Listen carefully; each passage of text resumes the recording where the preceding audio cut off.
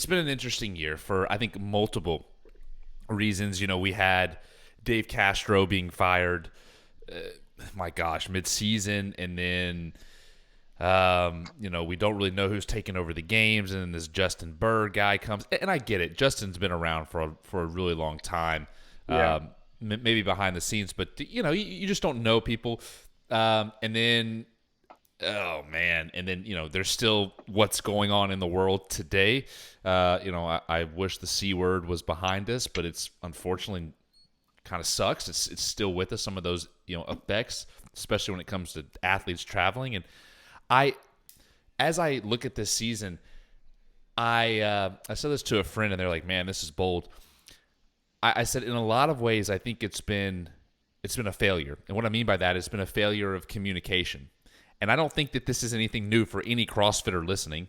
CrossFit is notorious of not answering your emails, and then when they do, not answering it in a timely fashion, that you can do something about it. And you're smiling like you have had correspondence with them. I have. Uh, Look, Go ahead. it's still. I always, I don't know why I do this so often, but I do try to give them a lot of the benefit of the doubt. But it's getting harder and harder to do. Like I've been around since 2008, and so the first Open had all kinds of hiccups, right? They had to actually extend the deadlines to stuff by like a week or two because they couldn't even get their leaderboard to work online. So like that's how far back I go dealing with issues within online competing. And so like this year, you would think they have it dialed in. The guy who buys CrossFit is like a tech company guy. Like you should have your tech shit figured out. And if you can't do it yourself, you should know someone that can get your tech stuff figured out, right? So like that's part of dealing with an online competition. And it seems like nothing has been improved since it's been taken over. In fact, it just feels like it's kind of going the other way. And then like you said, the virus is still lingering, and there's other issues going on in the world, that affect certain athletes, and it just seems like we've all had 2 years to realize that this stuff's still going on and still going to have effects, but no steps have been taken to mitigate the possible effects of it. And now, there's all the online drama aside with like the Hiller Fit and going after everybody for rep standards. Like there's actual logistical problems. Like from a selfish point of view, my wife and I relocated to Hawaii, and it's not that easy to get anywhere from Hawaii. It's a minimum 6-hour flight just to get back to the mainland in California, right? So now, like, there's no regionals. It's a semifinal. They haven't even assigned my team that qualified for semifinals. They haven't even assigned us a semifinal yet. So they're going to give it to us with 2 weeks' notice. You know how expensive it's going to be if we choose to go to book flights and hotels to Knoxville, Tennessee, or Canada or something. Like it's impossible. We're literally not going to go this year because we can't.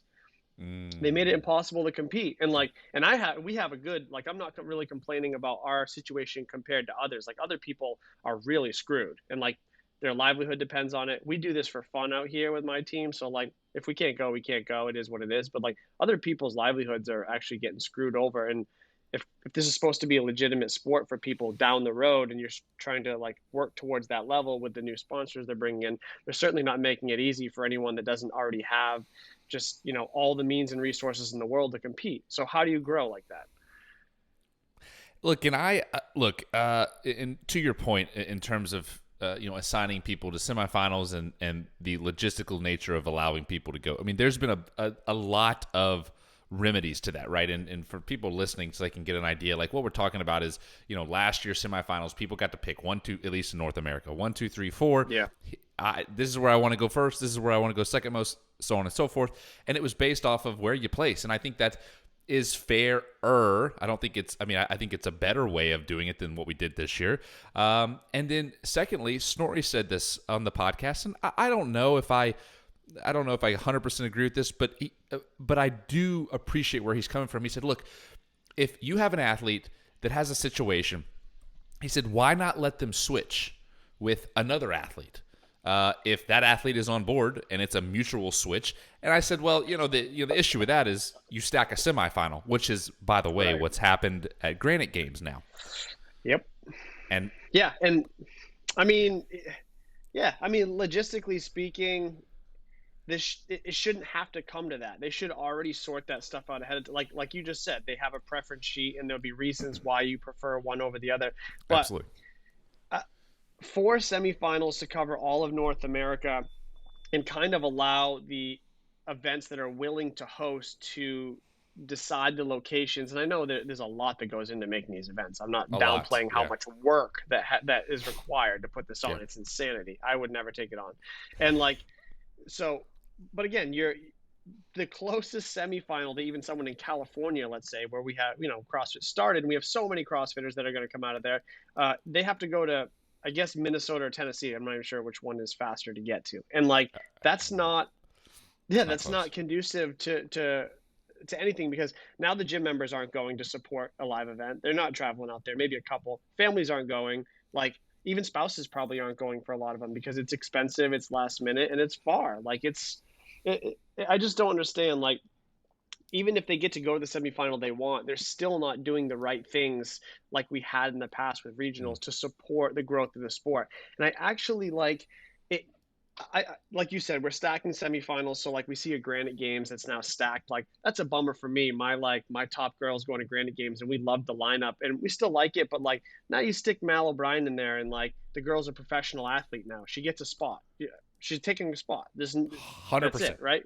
Barring an injury, she's taking a spot. That's it. So now they didn't shift any spots over from Atlas to that. And now Atlas Games, you're going to get 5 girls. Yeah, you might get some mixed levels of talent in there, but you're the bottom, the fourth and fifth that comes out of Atlas Games is going to be the bottom last tier at the games. There's no way around it. That's what happened at Granite Games last year. You probably noticed the field for women Yep. at Granite was not strong, and you look at who finished at the bottom and look at where they finished at the games at the bottom, because they're just not sorting them out. And now, yeah. So I mean, I think you get my point on that. Yeah, I do, and I'm not sure. I speaking of Andrew Hiller, and we'll get into him here in a moment. That's a hot topic. So for those listening, you can. Yeah. This is me, hooking you, hook, line, and sinker, to stay in. But I don't know if going back to regional esque hard lines, because look, back in the day, and this, right? It was like, oh, you don't like your regional, then you got to move. Mm-hmm.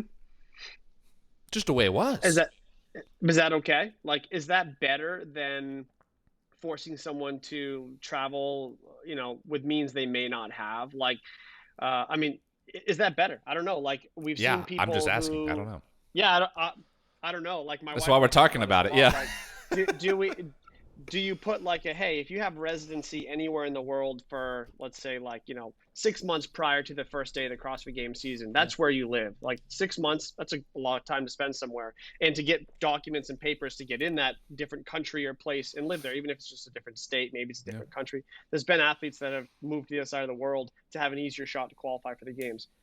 I don't necessarily hate that. At least people are getting to where they're going to be ahead of time, and at least they know when they're competing and Sure. what it's going to be like. And if you're competing, let's say, I don't know, in the Asia region, and someone moves over there because they feel like it's not as competitive and they can get a slot over there. Well, 6 months ahead of time that person's training in Asia, because if they're that big of a name and that good, you're following them on social channels already. You see that they're training in Asia. You see it. So ahead of time what your competition is going to be, versus this, which feels like they literally pulled names out of a hopper like they would for old school workouts and assigned them to locations. And they didn't do it with any sort of, that I can tell, rhyme or reason that made the fields equal or whatever. So like, maybe that is better. Maybe just where you're living is great. And another example, and I'm not trying to pick on anyone, it's just the way that it's worked out. Like Michelle Bassinet, she made to the games last year. I'm familiar with her just because she used to train with one of my athletes a lot. She's pretty good, but you see where she finished in the games compared to the field.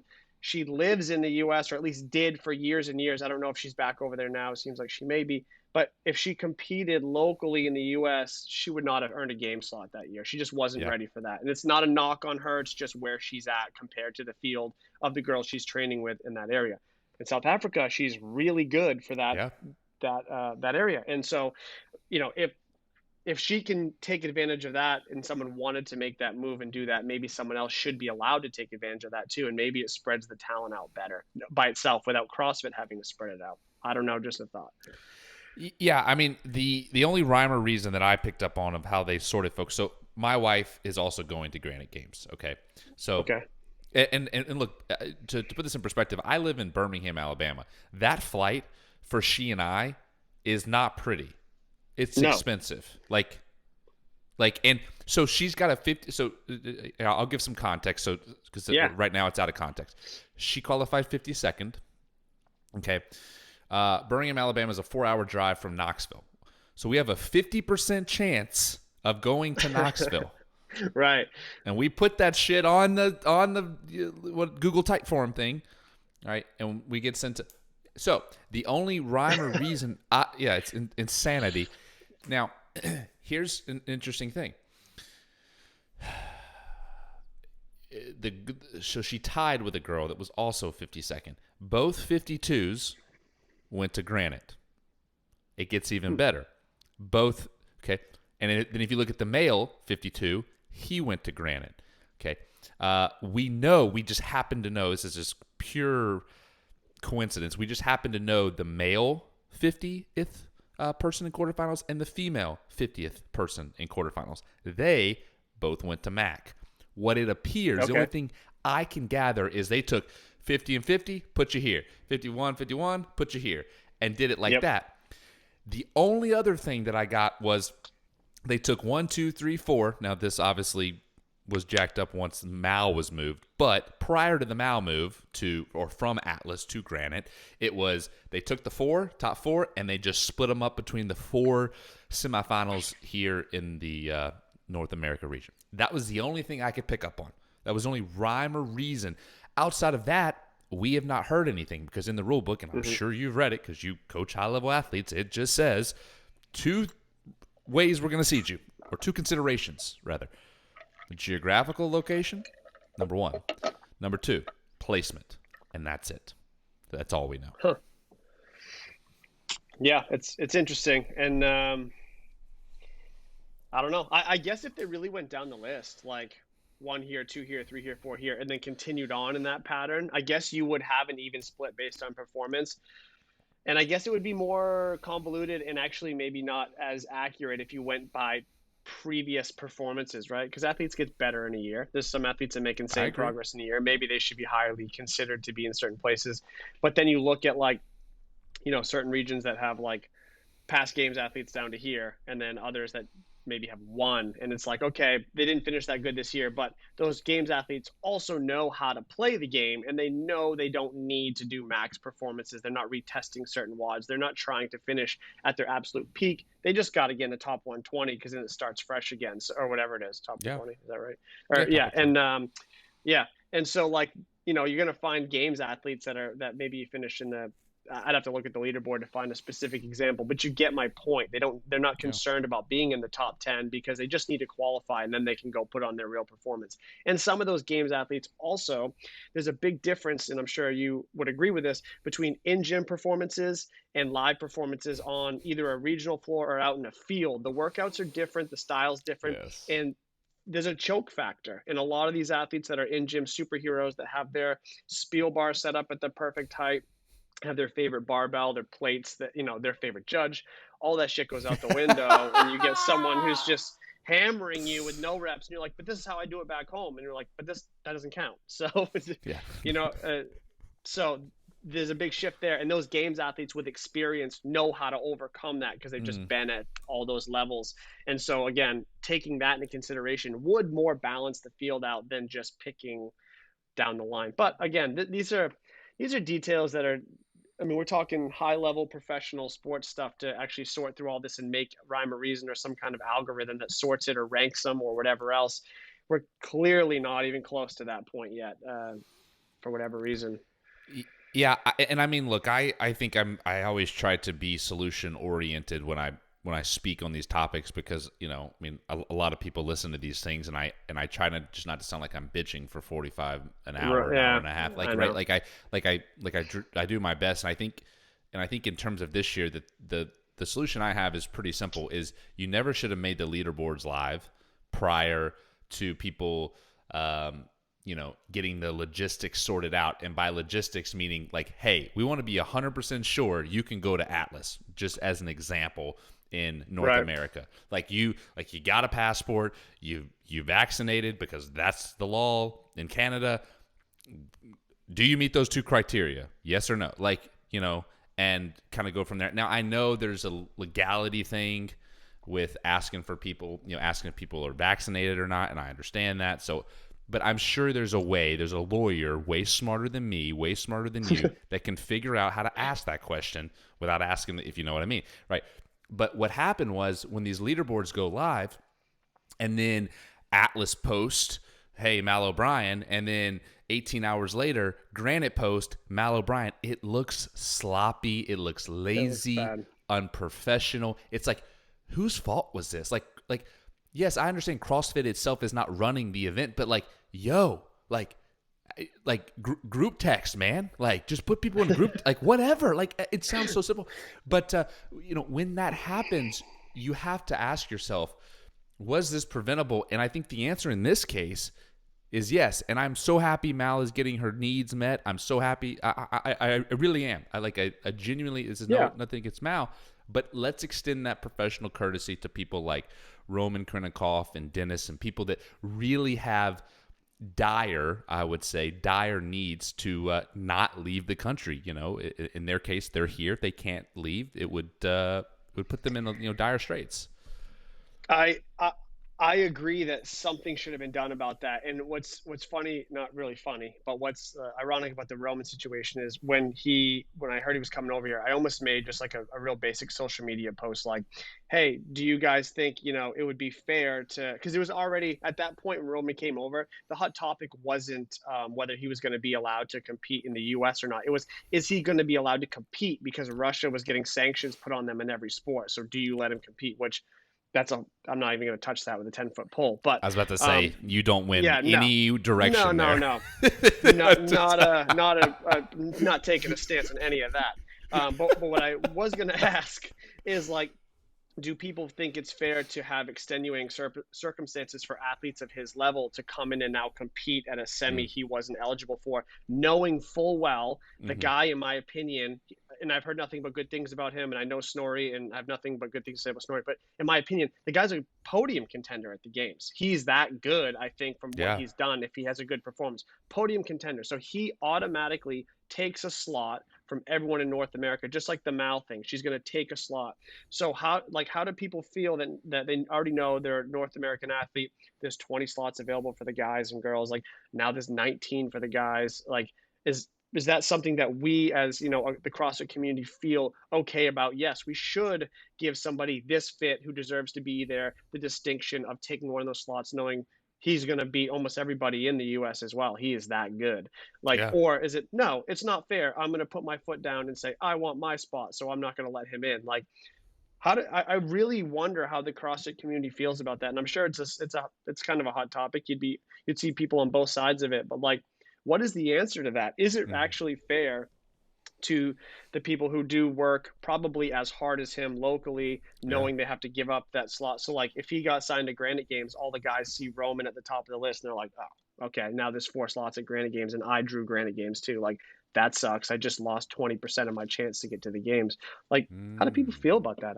I don't know. And this is, I was one of the reasons I was excited to have you on is I think you bring a different perspective, and I some things that I honestly I hadn't considered that. Just to be frank with you, I mean, I think so. Like in his situation, if he leaves and goes to Asia, and we're not talking like Japan, Asia people, we're talking Korea. Okay, Yeah. very different distinction in Japan and Korea. Okay, but Yep. that's here nor there. Well, I'm not going to speak in absolutes, but the chances that he comes back into the U.S., I would say, are slim to none. I agree. And you can draw your own conclusions for a lot of reasons. And put it this way, it jeopardizes his career greatly. Now, the argument Snorri made, and I think it's a valid one, is once we get down to the, we'll call it the quarterfinals where we're going into semifinals and you've got roughly the top 300 men, 300 women, roughly somewhere in that ballpark. Should we not try to do everything in our power to get those men and women to a semifinal where we let their own performance and fate basically play out? And I see his point. It's like it's not too much to ask when we're down to that few people in the grand scheme of things to do our best to make the accommodations to let it accommodate them.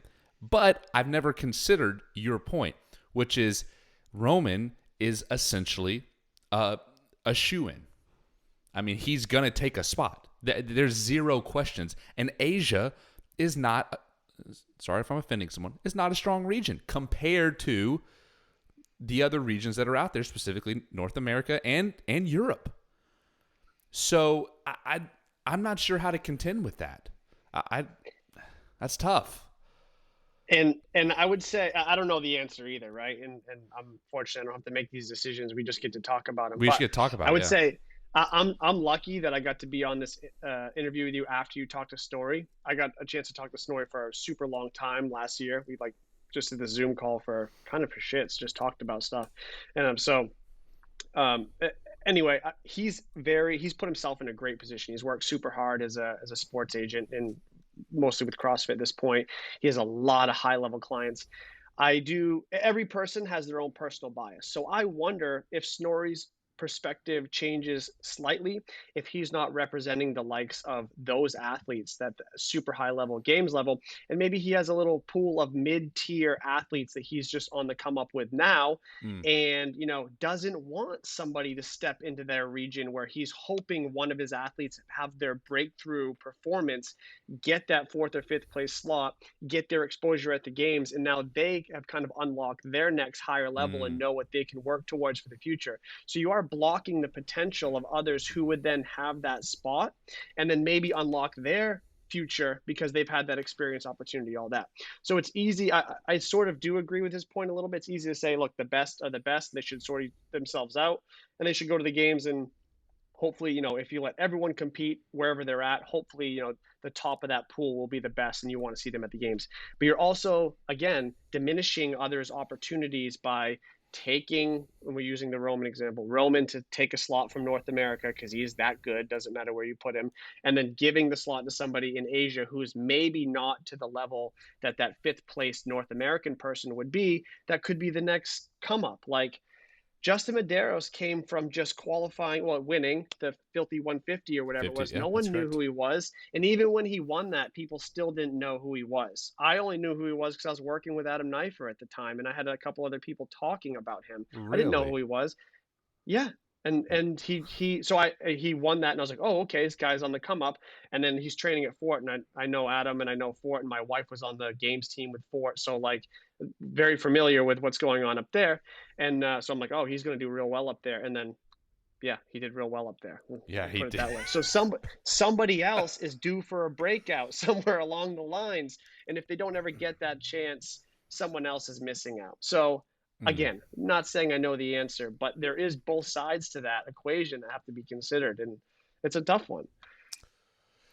Well, and he has, excuse me, he has another example, and I don't know his name, but he's considered the CrossFit wizard. His name is Dennis somebody.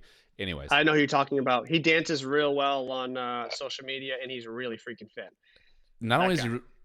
he, and Snorri told me, because he obviously represents him, Snorri told me that he has, listen to this, 2 million TikTok followers. 2 million.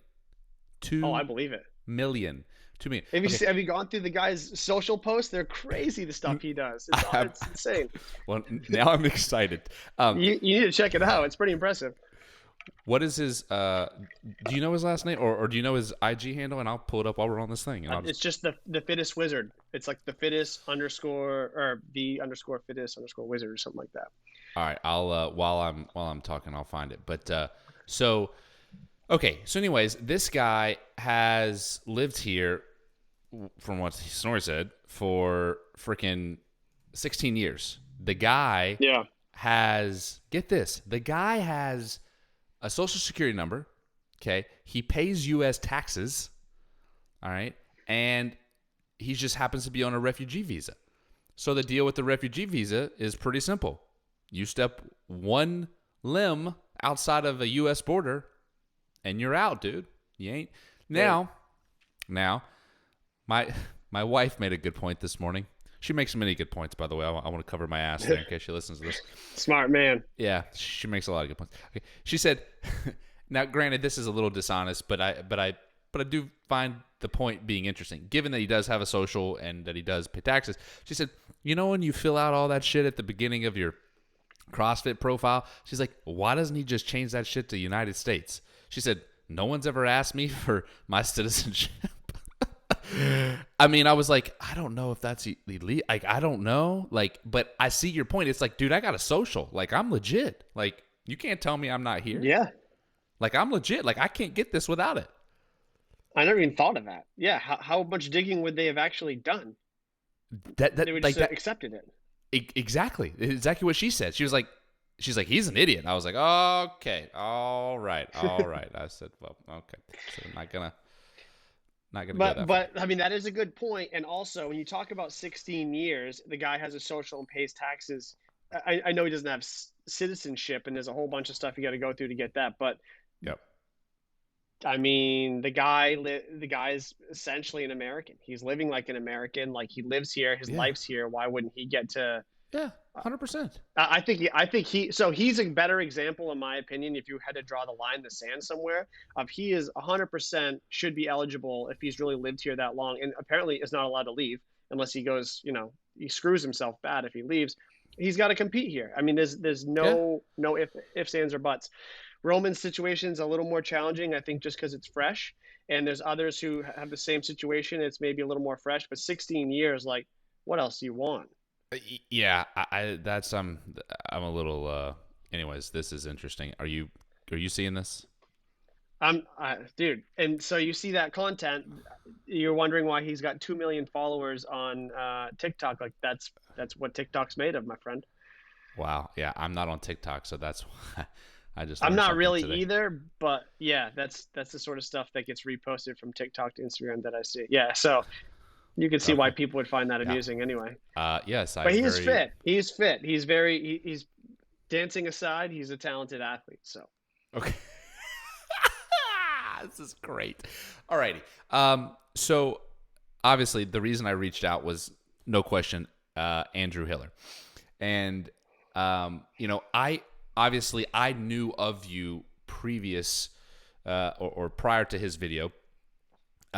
Because one, I thought, man, whoever gets up and leaves and goes to Hawaii, like, that's a badass person. Like, I kind of envy them. So, like, in the back of my head, I'm thinking, I already like this guy. Thanks. Like being on a beach, I'm like, even cooler. And then he says some shit that, is borderline, like, really, but everyone's also thinking it. It's like one of those statements. It's like, it's like the Mean Girls, and it's like, you were thinking it, but you said it. It's like that thing, Yeah. And that's what I gathered. So here's what I thought about, is I was like, man, how do I want to, like, give people context for this? And I'm assuming, this is a big assumption, I'm assuming you've seen Andrew Hiller's video that is a response to what you said. And that's dude, I didn't know he was doing that, and I woke up because my time zone's very different. I woke up to my phone. Different. Nuclear bomb went off. So carry on. Yeah, I didn't know it was coming. Okay. All righty. So I think what we'll do, just for this to make the most sense for the people listening, and I'll edit it all in the podcast so people can have a good idea, because I don't want to just drop this on them and then they're like, what the fuck? All right, here we go. So this should be coming up. Yes. All right. The point why this is so important. I was reading something on the internet today. When I was reading this, I go, all right, this is the perfect opportunity for me to tell everybody why it is that this is so important to me. It goes all the way back to my first month in CrossFit. And in my first month in CrossFit, I was a cheater. You're cheating with Maury, too. I didn't cheat on you. Maury's a good hugger. I was a cheater. I wanted to be the best. I wanted to look like the best. I wanted the workouts to be easier, and I wanted to take the easy way out all the freaking time. So I know exactly what it's like to be just like that. About a month into CrossFit, there was a workout. Let's say it was 3 rounds of 30 deadlifts and 30 box jumps. I remember that I would be doing those deadlifts, and I would do 3 sets of whatever the hell I wanted to. I'd go to the box, and I would just box jump until everyone around me didn't know they were done. I did that for the first month because nobody said anything. The coaches were just standing there, and maybe they knew, but they didn't make it known that they knew, and I just kept getting away with it. I'd come on over, and people would go, oh, you look like you're in shape, so you probably did everything you said you were going to do. And then on that one day, I remember I was doing that 3-round, 30 box jump, 30 deadlift workout, and the head owner of the gym over at CrossFit Naperville, Neil, he just stood there, and he was just, I could feel his thoughts. I could feel what he was thinking. And I remember I was doing these box jumps, he was a little bit of a, all right, stand all the way up. He let that go. And I remember when he said that, I was like, okay, he might be on me. He might be trying to pick up what I'm throwing down. Finished the workout, doing what I did, won the freaking workout, walked over him. I go, what do you think? And he goes, I think it could have been a little better. And it was in that moment that I knew that he was thinking less of me. And this is a guy who brought me in. He helped me get my level 1, all this stuff.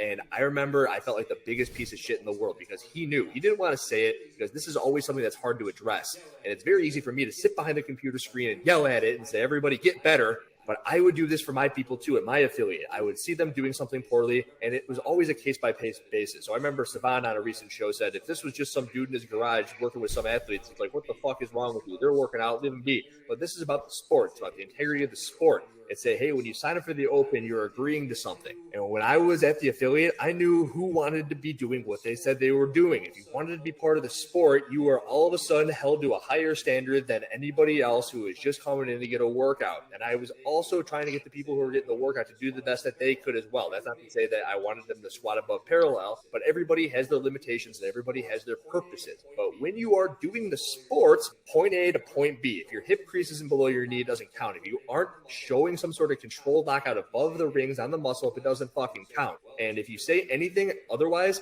if you say, well, it's easier if I do it this way, or I've never been no rep for this, all of a sudden you are just as bad as I was in 2013 when I started. In 2013, all the way up until present day, I make a decision every single day to make sure that I'm doing everything as well as I can.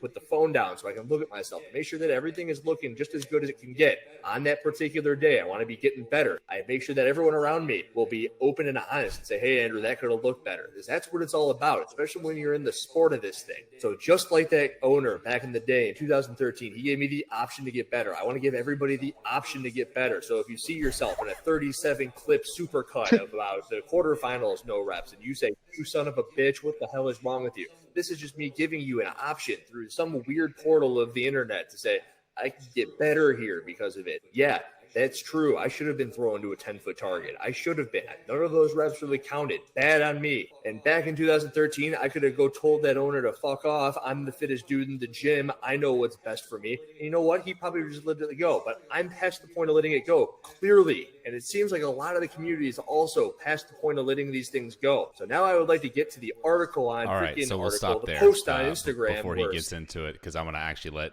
you take your part. I think that's the most fair thing to do. As my wife would say, who pissed in his Cheerios? Dude, he's fired up. Which, by the way, before we get into this, I have nothing wrong, or I don't dislike Andrew Hiller. I actually like the guy. We have shared quite a few DMs on Instagram. I want him to come on. I've offered him to come on. I'll put his link in the bio. I'm more than okay with Andrew Hiller doing Andrew Hiller things. And I think the reason I'm okay with it is because CrossFit sure as hell doesn't do it.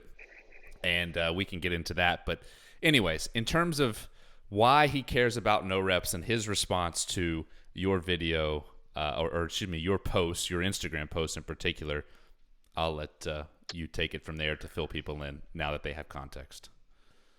So yeah, this thought kind of actually comes to me at night when I put my head in the pillow and random things come up. It's like, oh, this is a different way to think about it. This is a different way to think about it. And so literally I was almost asleep, woke up, took my phone out and started writing in my notes. I need to think on this more because this may be the unfortunate direction that things are going based on what I'm seeing year after year. And my point for the whole post was that there are so many athletes that like to blur the lines or slightly change the standard because it's easier. One, it's definitely Yeah. easier. It's faster. Or they're moving so fast they don't care to slow down and make sure it's correct. So they might be doing literally 97% of the movement, but they're just not finishing it. And they don't care to slow down because they're not going to set themselves a pace that puts them behind someone else who's potentially doing the same thing. So my thought was, is it actually cheating if you're not meeting the standards? And I think I'll make a distinction between cheating and gaming it, as I kind of called it after. So if I like the muscle up example I used because it's really prevalent. The pushback behind the rings to just shy of a lockout and no control over the top is used by a lot of athletes, and more often used by females who have faster levels of dip fatigue. Typically, it's not picking on them, it's just upper body males versus upper body females is what it is. And so you see so many even high level athletes whose muscle ups are complete bullshit. They just don't count, they don't meet the standard, but they're not slowing themselves down to make these adjustments, and they've been getting away with them for a decade, some of them. And it seems as though because CrossFit's not putting their foot down on any of this, yeah, they assess little penalties here and there, but I've never seen a big name get disqualified for what are blatantly no reps and not meeting standards. In fact, they celebrated Brooke Wells when she blatantly did not meet a standard for a movement years ago.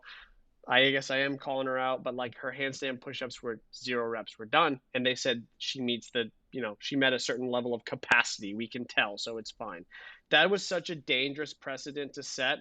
Now athletes at a high level are actually, not by me, but by some coaches I've been told, are being taught how to blur the standard and blur the line to move faster.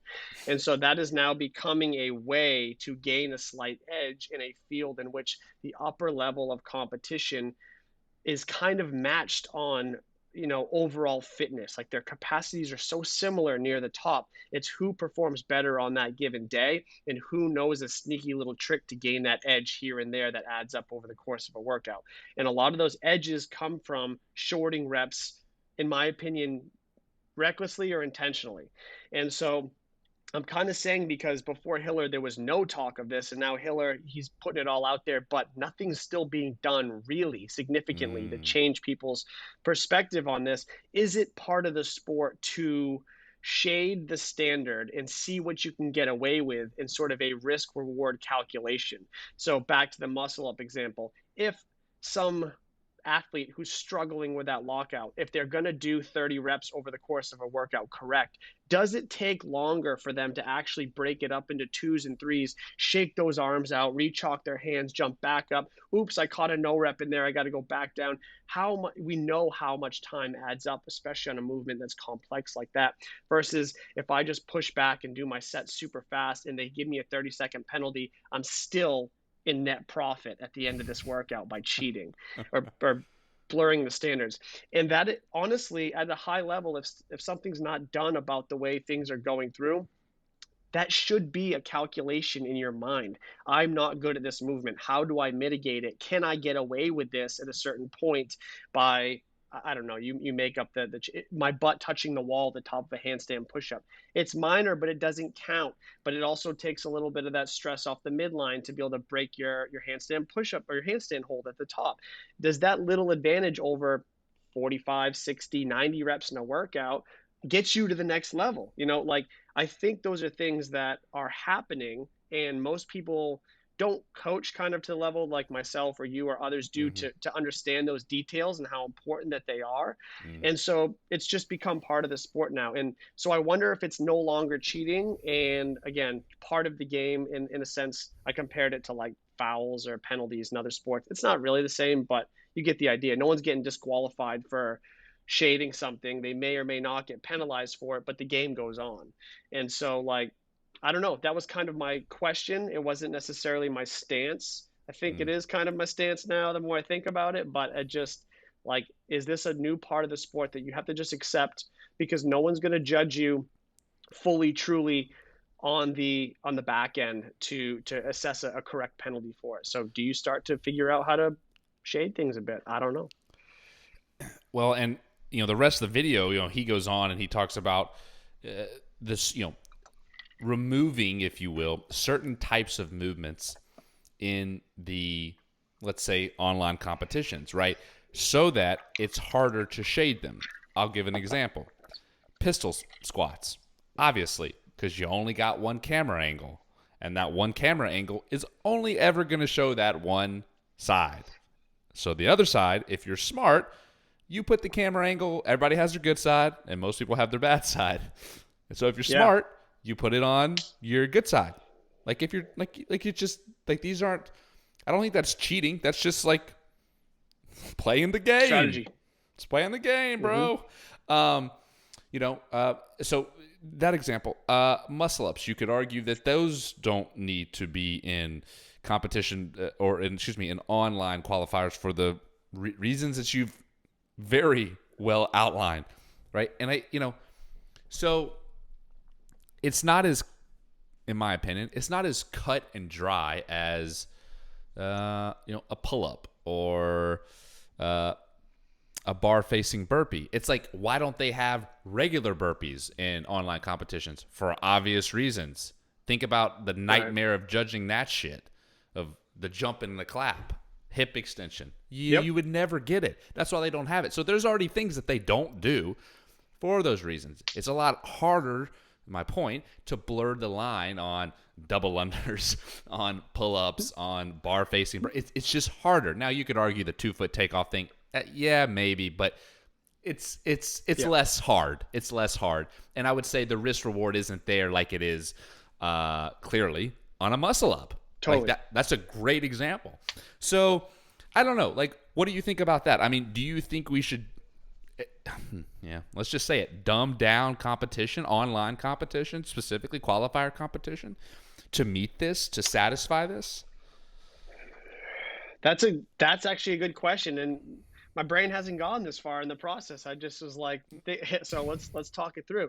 So if you dumb it down, you have to probably put other things in place, because if you keep taking things away, like you said, the pull-up's a good one, but the chest to bar is not a good one, because you can't tell from the camera if they've whiffed or touched or their shirt slapping it or what. You can't see. That's up to a judge. You can't tell. And so hey, real quick, I'll be the first to say I normally wear a large, but when I do chest to bar, it's double XL. Right? Double XL. Because exactly. 100%. And that's part of it too, right? So we're just going, there's a spectrum of like what is strategy and what is blurring and what is good and what isn't. And like it's all falling somewhere in that spectrum. Yeah. But you're right. Things like double unders, very straightforward. Calories on a machine, you can't really cheat that. And no, you can't. But there are lots of movements that you can still grade. Like let's say you take pistols out, but you call it like, so you take pistols out, but you put in the double dumbbell front squat like we saw in the team thing. Those guys with 50s are still cranking those squats out at a super high rate. And until you actually have a video and slow it down, actually their knee's a little soft there. Technically that shouldn't count. They did 99% of the work, but they have to cycle those dumbbells so fast. Is someone really going to take the time and go, they got, 21 out of 30 were good. 9 of those, they're no reps, even though you did 99% of the work. You just didn't squeeze that quad a little bit at the top. Like, do you fully penalize them the whole rep on that?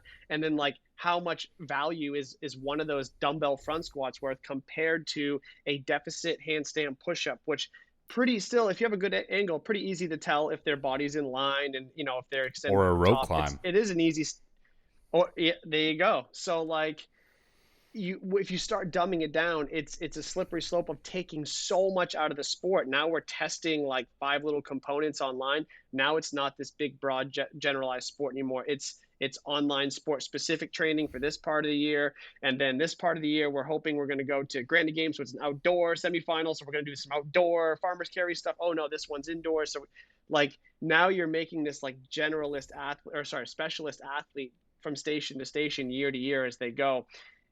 It changes it. And I don't know if people are that excited about it. I think I like when Dave Castro introduced the wall walk. Everyone's like, that's so stupid. I'm like, it's different. It's fun. Yeah. Let's see what people can do. Let's see how much it messes people up on the other side.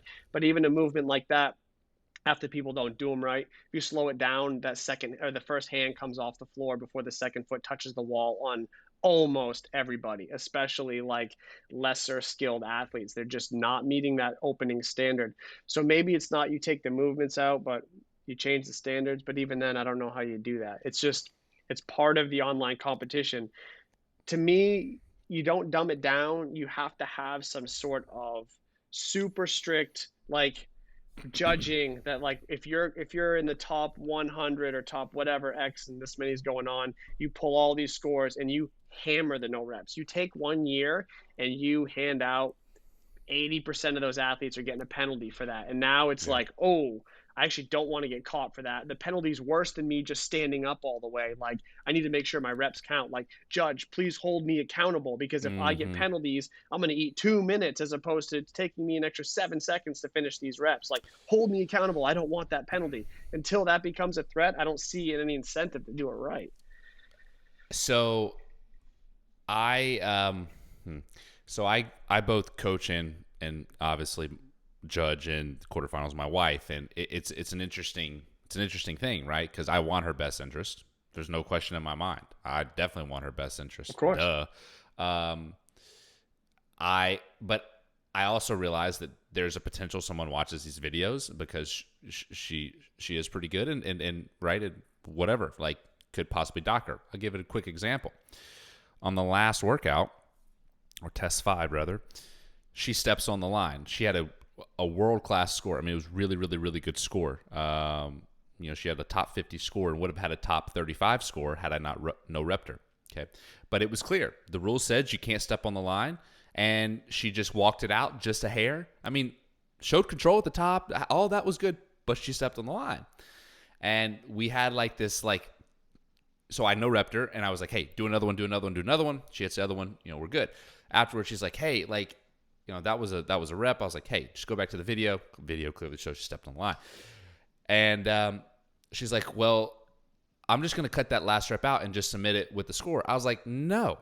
I was like, because of what you just said. I was like, the possibility that they go, that extra rep that really only cost you 7 seconds, but CrossFit could interpret that as 20, 25 seconds. It's the last rep, right? Now, why am I saying this? I'm saying this because the standardization is all over the board. The only standard that there is no standard. I mean, like how certain people get penalized versus how certain, like, it's crazy. Because I can tell you right now, in that pistol workout, I could go through that leaderboard and, well, Andrew Hiller did for me. You can just watch that video. And there were so many people, no penalties, but there were guys like James Sprague, which I think was like close, but some no reps. But Matt Pullen, another one, brute athlete, close, but a couple no reps that were penalized. Major penalties, 2 and 3 minute penalties. And it's like, man, there's like people that are like falling over, like, and counting those reps, and clearly, like, so what is it? So what I was talking to Snorri this morning was, I said, first of all, the issue is there is too many sheep and not enough shepherds. We need to cut half the sheep. So my solution to this is simple. It's take the 10% that make it from the open to the quarters and cut it down. Cut it down to just 3%. Or if you want to be more inclusive, 5%. But I think this bullshit of 10%, it's way too many people, number one. And you can't possibly look at all those videos, number one. Number two, there's a lot of those people, especially, I would say 10,000th place, 13,000th place, that have no business, no offense, of being, they can't even do a muscle up. They can't even snatch 185, 135, whatever it is. Like, and I'm not being hateful. I'm just saying you have more work to do before you can enter this level of competition. And the thing I like about it the most is, especially if you take it down to like 3%, it makes the open mean something again. It does. So that's my solution, because I like to be solution minded. So that's my solution. Cut the shit down. And you know what? I guarantee, because there's going to be someone listening that goes, oh, well, the money. Yeah, that's cool. I'm sure if you told those people that were the top 3%, hey, we're going to have all your videos looked at, and you're going to pay an extra $75, so it's going to be $125 instead of $50, I'm sure they would be okay with it. If you said everybody's video gets checked. I think so. And I totally agree. You should and could charge more for a more exclusive, high-level competition. And honestly, it's more exciting I'll just change it up, a gym owner's perspective. Now I'm really like, if I have some athlete that I know is like pretty competitive in the gym, I'm like, man, it's going to be hard to get you in that 3%, but I think we can do it. Now I have a reason to really push them through the open a little bit, as of like, now you're going to make top 10. Like, you don't have to redo that workout. Top 10% is going to be no problem for you. You're going to cruise in there. But then then it comes around to quarterfinals, and I have a tiny gym. I have 2 gyms in Hawaii. One of them's tiny, like 1,500 square feet. And now I have these floor plans coming out, and I got 6 or 7 guys and girls who are like, I'm doing quarterfinals. I'm like, you're pretty fit, but you're not that fit. Like, we're not, if I'm being straight with you, we're not going to semis, right? No, I know. Okay, so we're doing this kind of for fun, right? Yeah, we're going to see what we can do. Cool, no problem. But then how serious it gets, and you're stepping on people's classes, and people are redoing 3 times.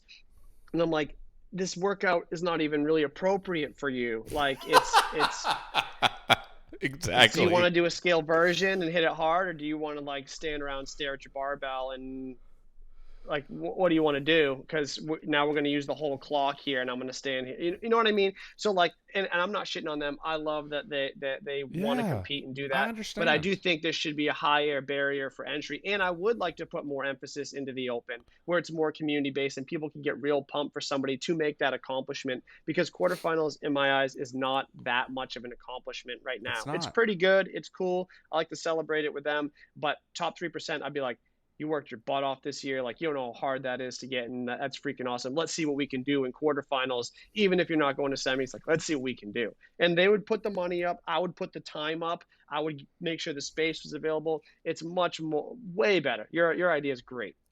Yeah, well, pat on the back for you. Great idea. I've said it. I've said it on multiple podcasts. So we're hopefully this shit gets out. But because I'm passionate about making it better. I don't want to just shit on CrossFit for an hour and a half and give zero options and ideas to make it better. Like, I do think it does need to be made better, and I do think that everyone's freaking score that gets submitted needs to be reviewed. Period.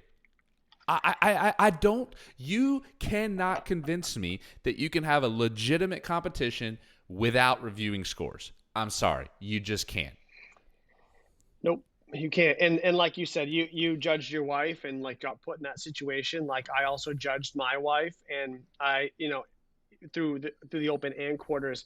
And I remember we had a similar, not really a similar talk, but we had like a talk after about something. Cause like, I know rep like 3 of her wall climbs for the reasons I talked about earlier. She's just trying to go fast, and the hand moves off the line, and I can see it. I'm like, nope, come back down quick. And her score was not that great. She was like nursing a little bit of like a tweaked shoulder injury thing. So she was just trying to move through it. We really underestimated actually how good the open scores were going to be. We barely got our team into quarters because we were being stupid. But point aside, she's like, I don't even know if that was right. Your no reps or not. And I'm like, no, they were right. It's really, really close. You probably wouldn't be able to pick it up, but I could see it like before that was happening. And then like after, that week, all you see on social media is all these people posting clips of their open workout where they're all cheating, and we look up their scores and they're all beating her. And she's like, oh, what the fuck? Like, now my score is so bad because you no rep me. You cost me like 20 seconds, 30 seconds across those reps. And I'm like, I know, but what do I do? Like, I'm supposed to be, it's a first open workout. I'm gung ho. I'm taking it serious. Let's go. No one else is. And it severely affected the leaderboard. And the open scoring, I know they're never going to do reviews for that. So like, the fact that I could put in any 3 scores I want and go to quarters, like I can right now in the current standard, I can do that. No one's even going to question me. I get to validate my own scores or whatever. Like, but I would have no business being in quarters, but like, people are going to do that. Yeah. And so I don't know. It's sticky. Look, I want to be clear. I'm not saying that I don't. I'll be very honest. I don't have a solution for the open. Okay. Yeah. It just that. I'm sorry. Just is what it is. I think that's the nature of the beast, and I'm okay with accepting that, because if you have this ceiling of, well, if you go to quarters, you're going to get your ass video reviewed, and you have to be top 3%.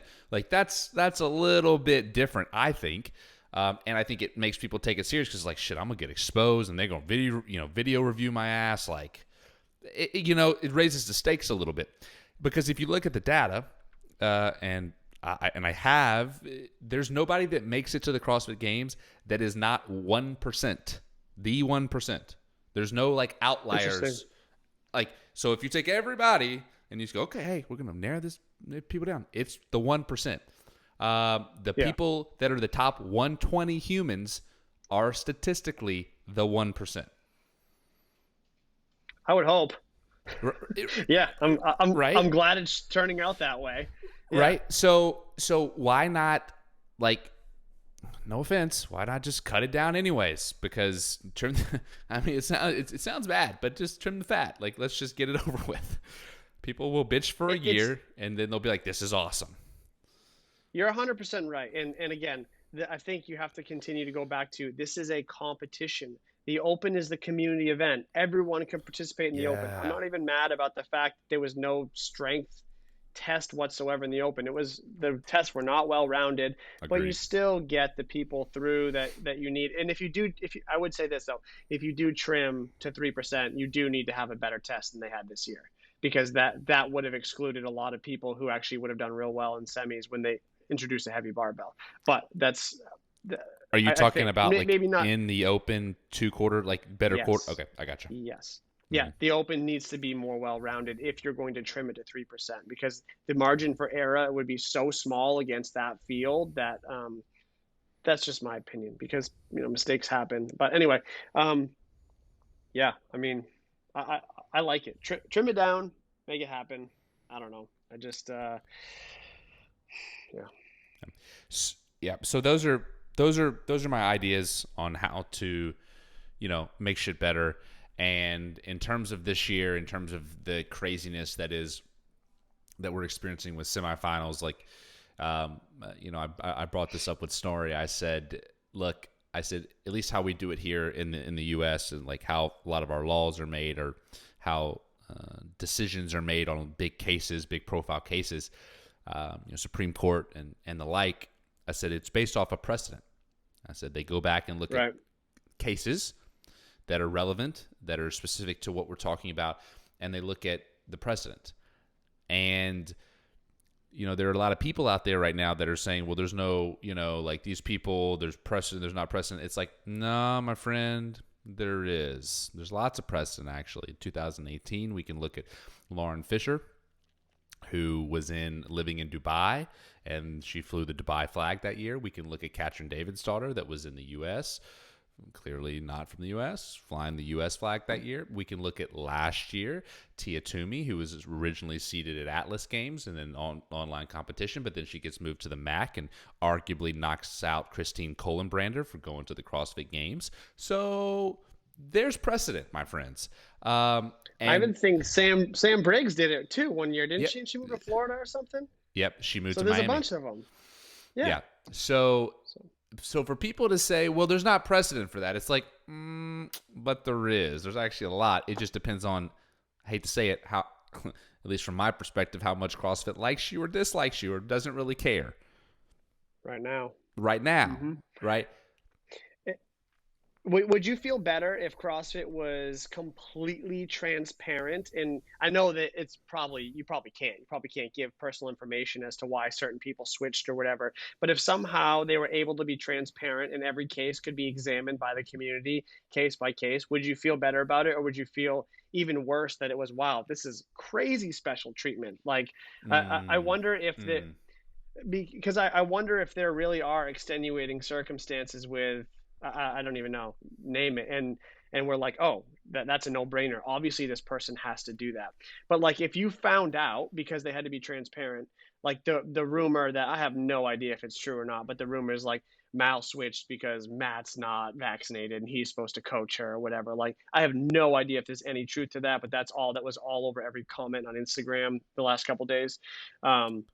If you found out that was the case, people would have a right to be pissed, 100%, livid, and that would be a completely unacceptable move, I think, in everyone's eyes except theirs. And I don't know that that's the case. I'm giving an extreme example if it was. And like, so if you still find out things like that are happening, like, you would find out that the whole sport is a farce, because they're not actually putting people in any sort of situation to compete.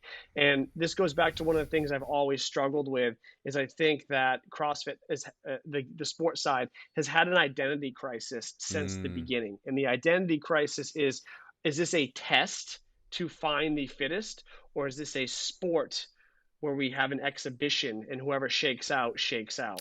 Because those are not the Wow. same, and they're not even close actually, because a test, it should have rigid guidelines, because you think of it almost like an experiment or something like that, whereas a sport, you can make the rules and you can change the rules and you can vote on the rules and you can make exceptions and you can do stuff like that.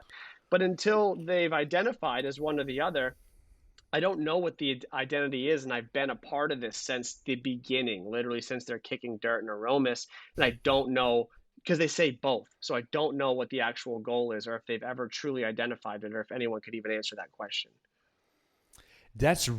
Man, that's thought provoking. Oh my gosh, that's thought provoking. I'm sure we could give examples both way, but the first thing that comes to my Right. mind is the run clean run ladder from last year, where in the middle of the 2-minute rest or the 1-minute rest, whatever it was, they changed the 200-meter run loop to 100 meters because Dave was like, oh shit, no one fucking finishing. This was too hard. Right? Yep. Okay. Yep. So, yeah, I don't know. Wow. Is it It goes deep. Yeah, so I'm just curious, what would you say, like if they go, all right, Seth, you're in charge, like let's go, fuck it, like Oh. you're gonna be the guy that steers this ship, no pun intended. How do you steer the direction of that? How do you steer the vision? Well, if that happened after I got over my full-blown panic attack, I'd start to sit down and try to sort this out. But honestly, so I wouldn't want to make the decision whether it's a test or a sport. I don't care. I just want it to be defined. But a test, I would do stuff like change the scoring to something that's like more percentage based, so that you're rewarded based on how much work you did, not how you did compared to the field. Or I guess it would be compared to the field. Performance based Yeah, scoring is so what you're like saying? let's say there's a workout that's 100 reps, right? And the winner gets the 100. Next person did 99 reps before the cap. They get a 99. But the next closest person did 81 reps in the cap. They get 81. So that's a real crude example of how you would change the leaderboard based on how much work capacity they're actually showing. Some sort of percentage-based scoring, which I think got it. would actually sort the fittest out better. I don't know exactly what that looks like. But something like that is more legitimate for a test, whereas you're just assigning kind of random jumps in the leaderboard as to how many points you get. If you finish higher amongst the pack, you get more points. And like now they're jumping by fives, but now they're jumping by threes, but now they're dropping by twos. And like that doesn't make sense in a testing to see like where your total is. It makes sense in a sport if that's what you want to call it. It's a sport competition. You can outline how the sport works ahead of time, and that's fine. But a test needs rigorous standards all set up before the beginning of the season. And if you follow that test and you have a way to quantify a balance of the tests, so you can't come back after and say, like we've both seen years where we're like, oh, this regional or this semi or it was totally gymnastics bias heavy, or this one was totally barbell heavy, or this one, you know what I mean, like high skill dominated whether you got to the games or not. It didn't matter how good you were, with your lungs or your legs, because whatever. So like you need to find a way to quantify the test and measure the test so that it's balanced. I don't know how to do that. I mean, that's what we are working towards every day when we're trying to train athletes, is write a program that provides a balance and then attacks biases based on what your athlete needs, right? But a sport, it can be willy-nilly. You can promote the hell out of it. You can change the rules. You can let people compete wherever you want. If we're just going to accept that for the way it is and make it an exhibition where it doesn't have to be that fair, we can change it year after year and we just enjoy watching it, and hopefully we get a chance to compete. Yeah, you're going to create some sour grapes in some circumstances where people don't like the change in the rules, but like we're just all going to accept that that's the way it is.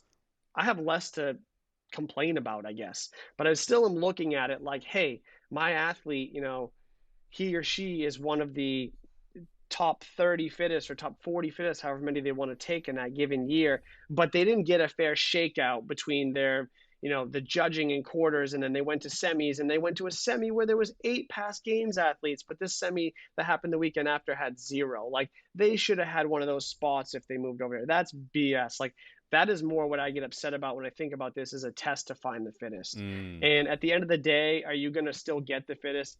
Matt, Tia, Rich, back in the day, Annie, like we had the fittest come to catcher, and they came to the top anyway at the games. I think they did it for the most part. I think Dave did a good job of ensuring that that happened, and I have no like complaints about that. But the process getting there, again, we go back to when I'm talking about like stunting athletes' ability to have their breakout season.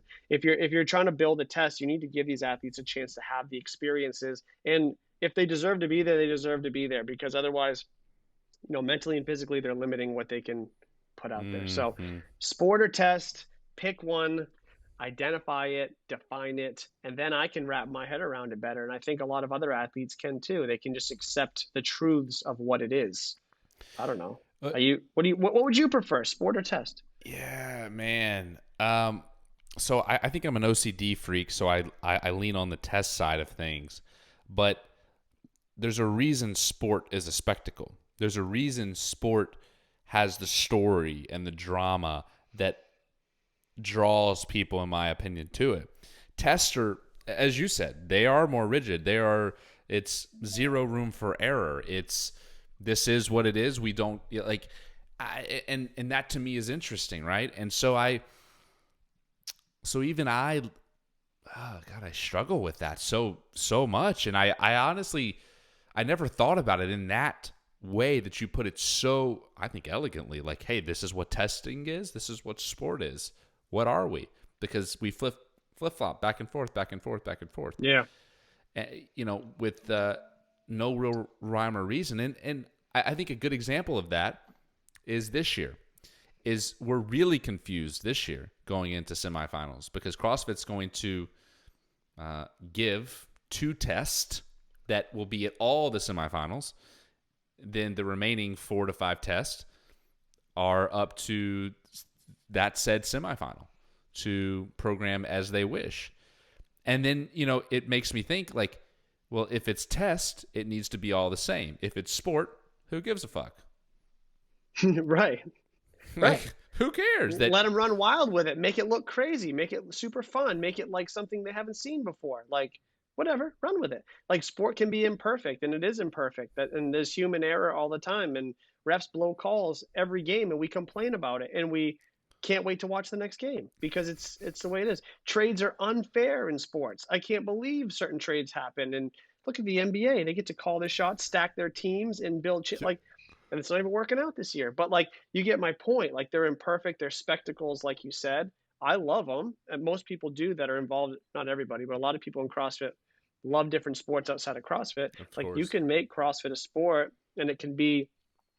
Go back to super teams. This freaking affiliate cup is a joke. It's not an affiliate cup. It's a joke. It's why are you handcuffing everybody else and giving the people with unlimited resources and funds a free trophy every year? Like, it's a joke. Like, make it a sport. Open the doors if you want to, or make it a test and make it very rigid. Like, I think that's my biggest gripe, is I always go back and forth, like, because if I don't have one platform to stand on or the other, I can stand on one and complain about the other, and then when I want to jump to the other platform and complain about the other, I can do that too. That's not a good way to think about things. So I need some definition in my life. I totally agree with you on the super teams thing. I say fuck it, let them do super teams. Who cares? Because the people that can afford it, mayhem, do it anyways. And if right. And I'm not gonna out anybody, but I know someone personally on that team. You can probably put 2 and 2 together, figure out where I live. That's exactly what they did. Yeah. Are you fucking kidding me? I'm... Like, oh man, it's just funny to me.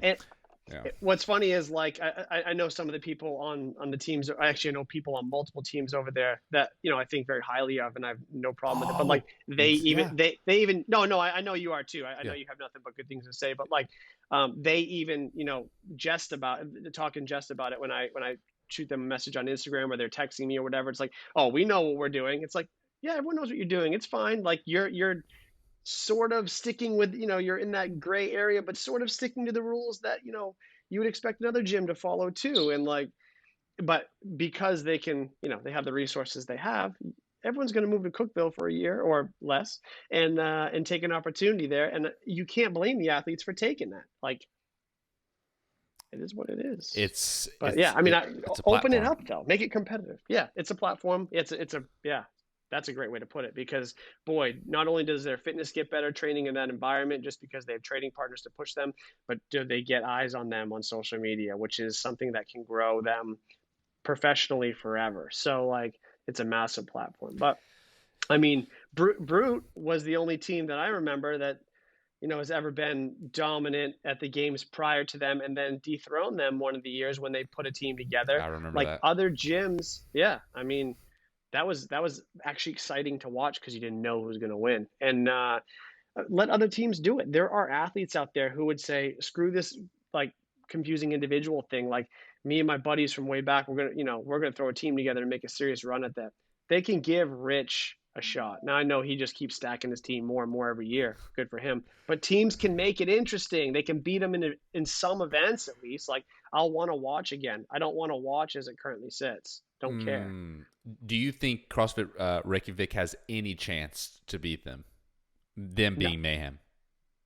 no. Really? Yeah, because a team is only as strong at the games as its weakest link. You know this.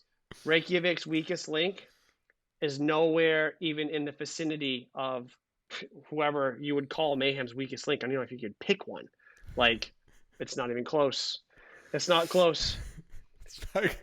What do you think? It's not close. No, they're dude. Sam Cornier, or however you say his last name, like yeah. the guy is a top 10 games individual if he wants to be. Oh Like, yeah, year which after is year. why I was shocked why he didn't go to the games. I was like, dude, you're like top 10, 100%. He's great. Yeah, he's awesome. He's super talented. And the girls are I'll call it, they are the best two female team athletes ever. The Andrea and Taylor. They're the best two females ever to compete on a team. They did it together. They're so good at team events. They're so strong. They're super fit. They have little weaknesses, but they can pick each other up in it. They're the best two females ever to go team, and they dominate every other pair of females every year. Even putting Annie and Lauren together, it's not going to stand up to them. It's just not. So everyone's competing for second, is what you're saying. 100%. Yeah, and it's 100%. not close. Yeah. You love it. Last couple questions I have is, in terms of, we hinted on it earlier, in terms of the semifinals this year, what do you think we can expect? And obviously this is speculatory. What do you think we can expect from the two events that supposedly CrossFit is going to birth to us, that all of the semifinalists will be doing? Dude, that's a great question. I have no idea. And even when it was with Dave, I would be like, oh, Dave likes this or Dave biases that. I still have no idea. I feel like if CrossFit is going to call the shots on two of the workouts, like they say, maybe they introduce a new movement, and that's why they're doing it. That's my only little maybe. Really? Maybe they have them. Maybe they Okay. something just additional to added on to something that we've seen or whatever. Just maybe it's just like a newer thing, or a what it could be, if we want to talk like commercialization of CrossFit. They could have a partnership with a certain company that's providing X sandbag, X sled, whatever it is, and they have to carry this item as part of a partnership with CrossFit, so they're going to use it in the workout. That's the only thing that I can think of, because trying to pick the movements, Impossible. Yeah. Yeah, impossible. Yeah. So yeah, it is. And I mean, one would think, right, because when you talk about the disparagement of programming even last year, I mean, you just look at we'll take Granite Games and West Coast. Those are probably the two largest disparagements, and quite frankly, I think someone said if you got time capped at every Granite Games event, you were working out for like 42 minutes. Wow. Which is insane if you got time capped, and there's right. Whereas, West Coast blew that away with just their 5K run. Their rep run. Right, yeah. Literally, yeah. There's by that. itself. Yep. That's funny. I didn't even think of that. So I do think there needs to be something, right? Like I don't but again, it goes back to test or sport, and I appreciate you bringing that up. And I don't know. I mean, I think that if I was CrossFit, if I was in charge, what I would do is I would make sure that I had something really fucking long, like really long. Like, honestly, and I know they probably can't do this because not everyone has true forms and air runners. Dude, we haven't seen it in a while. I would love to see 333 back again. I think that's a great test. Oh, yeah. Love it. And it's longer, but it's mixed modal, right? It's not just run a fucking 5K. Nothing wrong with a 5K, but it's like when I think CrossFit, I think like in longer, like 333 is what I think of. So that's what I would do. And then I would program something, a little bit shorter, a little bit sprintier, and then let everyone kind of fill in the middle. That way, at least I've got my bases covered. And again, you can pick that apart and go, well, that's not perfect. Yeah, I get it. But when you got one event that's, all the time caps added together are less than 45 minutes, and you got one event that has just their singular ruck run that's 45 minutes for, it's like, dude, it's not even kind of close. I love that. We're not testing fitness the same way. Like, right. Not even kind of. No. I think if they take advantage of the opportunity correctly, they will do something similar to what you just said. I think that would be great.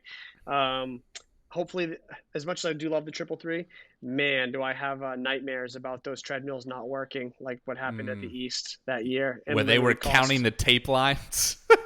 Dude, the best runner that I've probably ever known in CrossFit finished like 30th because they're counting his tape line instead of letting his monitor do the thing. I was like, wow, you just cost this guy a trip to the games just from one mistake. So, I mean, that aside, I love that test.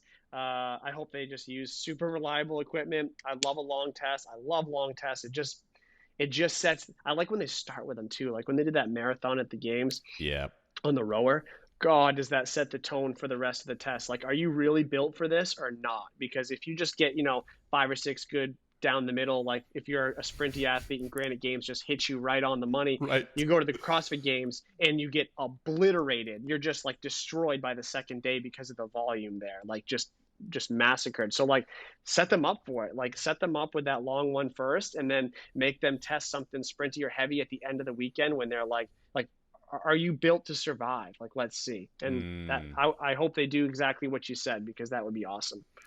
Yeah. So there's my 2 cents. And like I said, or like you said, there's no telling if they'll actually do that or if they're going to mail it in with some, more typical CrossFit shit, which is cool. Like, it is the sport of CrossFit. I am aware of the sport we're doing. Yeah. But in terms of hedging your bets on both sides of going, okay, well, most people are going to program the sexy shit, so let's program the things that like are just good tests. Yeah, we can make them look sexy, but like let's make them good tests of fitness that everyone can do. And honestly, I wouldn't be upset if they went back to the regional-esque way of doing it, where it's like, hey, here's your fucking 7 workouts or 8 workouts or whatever, and just said, let it go. Some people may disagree with that, and obviously that takes away the privatization, the money and some things, with some of these events. But I'm like, you know what? Who cares? Like, CrossFit at the end of the day, like how it works now, and this is what Snorri was telling me. He was like, dude, these events, like they're out on their own to get their sponsors. Like they're hustling. Like CrossFit ain't going, here's 50K. Right. So like, I don't know. Of course, a lot of people don't know that. They think CrossFit is bankrolling it. That's not how this works. Pass the buck. No, they pass the buck completely, which is why they literally pass the buck. It's why they are the way that they are. So, some of them. And granted, some of them were good. Like, I thought West Coast was the best programmed, like, start to finish. Like, and not to mention you had the whole story woven in with what they did. That was cute. But, in terms of the programming, I thought it was fair. It was balanced. It was short. It was long. It was, they had gymnastics. They had, there were a lot of things in there. Honestly, and you don't even have to completely bias like the workouts. Like one of my favorite workouts I think I've ever seen at any level of competition, I can't remember the year, 2019 maybe, first cut, the run, the legless snatch. Yeah, it just sorted them so quick. One test sorted them. You could, you have to breathe through it. It's a super breather. Then you have to climb the rope, which is like hey, how many times are we going to tell you to climb the rope in your training? Like, how many times do we have to tell you to climb the rope? Like, it's in .com, it's everywhere, climb the rope. And then the snatches were just, they weren't super heavy, but they were moderate enough that you had to cycle a weight that's uncomfortable. And if you couldn't get through it, that one workout was so well done. It just sorted them out so well. So if they I don't want to be that aggressive because it is semis, it's not the games yet, but you could do something similar to that sort of mixed modality there. And I'd be real happy if like two of the CrossFit workouts were CrossFit-y, but really sorted people that way. I mean, you fail the rope climbs, you just sink to the bottom of the leaderboard. Like you're done. It doesn't matter how good you do in the rest of them, you'll be toast.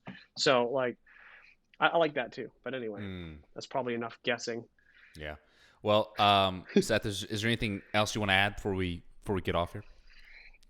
No, man, you come well prepared. You hit me with all kinds of stuff that I didn't know we were going to talk about. I didn't even think about this. I'm just like love having a good conversation, and it was a pleasure. You did well, dude. I had a good time.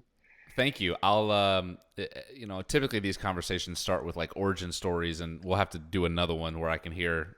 I mean, I know a little bit about you, but we didn't even get into any of that. So there will definitely be round 2 where we can get into more origin story and hear a little bit about kind of your start, and especially you've been around this long. Anybody that's been around the sport this long has got stories to tell. So, man, some I can and some I can't. Yes, I do.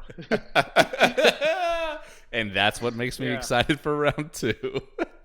Yeah. We'll see what hits the table when we get into those topics. Oh, cool. That's right. It was a pleasure. Thanks a lot. You're welcome, man. All right, we'll talk soon.